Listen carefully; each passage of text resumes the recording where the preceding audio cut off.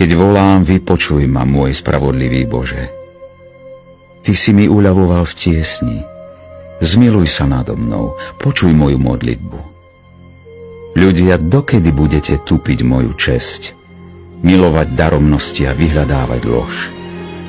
Pochopte, Hospodin pre zbožného robí divy. Hospodin počuje, keď volám k nemu. Chvejte sa a nehrešte. Uvažujte na lôžku a zmlknite.